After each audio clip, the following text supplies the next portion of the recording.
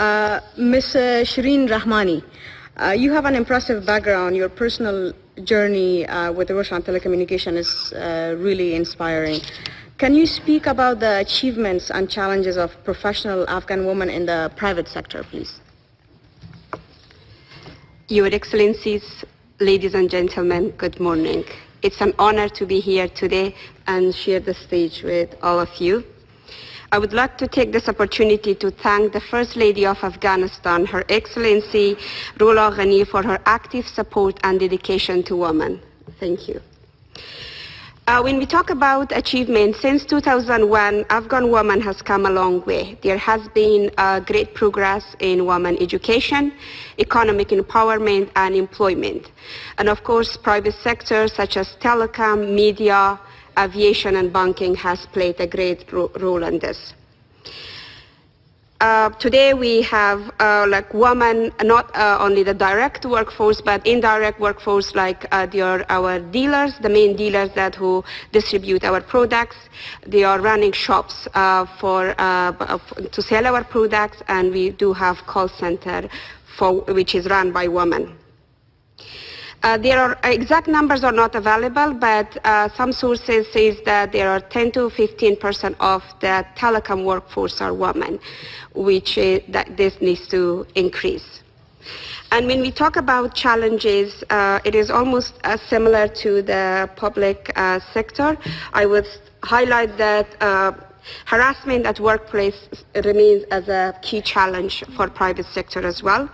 There is a great gap between what the labor market demand and where the skill set of women are. The other challenge is that lack of mobility. Due to cultural and insecurity, women are not allowed to move from one province to another province for better job opportunity and better pay. The other issue is that not a lot of girls are interested to study computer science, engineering, as there is a perception that these jobs are not meant for women. Security threats for professional women remain a challenge. And I would like to also highlight that, as Ms. Yurish said, that when we announce a job, the number of applicants that we get for women, especially for technical jobs, they are very low. And then when we set and interview them, that unfortunately you can hardly find the right skill for the job. So these are the key challenges. So, during your tenure as the HR director at Roshan, you introduced policies that made Roshan one of the safest work environments for women in Afghanistan. Can you speak to some of the policies that were effective, and what can others learn in the private sector from your experience? Roshan is part of Aga Khan Fund for Economic Development, and building local capacity and women empowerment is one of our mandate. At Roshan, we have put the right enablers on the ground, which helped us to create a safe work environment and promote a culture of tolerance, equality, and respect for all.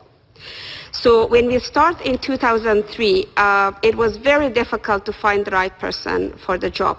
What we did is that we start hiring for potential, and then we developed them. We hired women as interns and junior levels, and then we start providing them on-the-job training, professional training, and we sponsor their education degrees to make them ready for more technical roles and the leadership roles. I'm proud to say that we actively promote women to leadership roles based on competency and merit. Today, Roshan workforce, 18% of the workforce is women and 21% of the senior management. We implemented the anti-harassment policy. We just don't develop it. We implement it with zero tolerance at work to make sure we have a safe work environment. We do provide a social safety net such as insurance, maternity leave, and post-maternity leave. We also provide 3 to 4 months for women to go for breastfeeding to the child. And we provide transport. It's interesting that when we started in 2003, and my CEO and we went to families to talk to them that their daughter, wife, or sister will be working with another Roshan employee. And their concern was that they cannot allow the their female member of families that to use the public transport to come to office. So we will start providing transport for them, so there is that comfort for the families to send their daughters. We have a women committee, which I'm a member of in the company, and we do sit and then discuss issues at workplace and then solutions that how to overcome those. One more important thing is that continuous training and development. One of the trainings that we offer differently is that it is self-confidence building, where Afghan woman poses the right skills, but when it comes to self-confidence, that is an issue. So we start giving specific training that to basically help them on that area. So what I hearing you say is that you don't receive a lot of qualified applicants, female applicants, but the approach should be hire them at an early stage and commit to training and investing in their growth is what is effective. Great. So can you briefly, very, very briefly, give us a few recommendations in increasing women's employability in the private sector? Specific examples, if you could. First, and then the most important thing is that private sector should implement the anti-harassment policy to give that safe work environment for women. And I would also suggest that government and private sector should work together to develop policies that encourages a better fit between jobs and a family for a woman, that when a woman have a child, she shouldn't choose between either home or the work. So that basically that should be considered, and more importantly, women should be part of this policy development.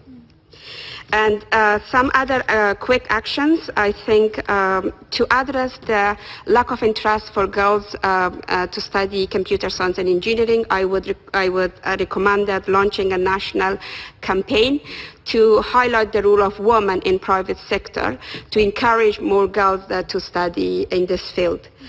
Enhance universities' curriculum to meet the demand of today and prepare the generation for tomorrow. I think that needs a serious attention. And introduce more technical related courses in girls' schools. And one of the panelists also suggested that use technology as an enabler to reach all parts of Afghanistan when it comes to education and e-learning. Thank you so much, Ms. Shireen. Those are some really wonderful recommendations.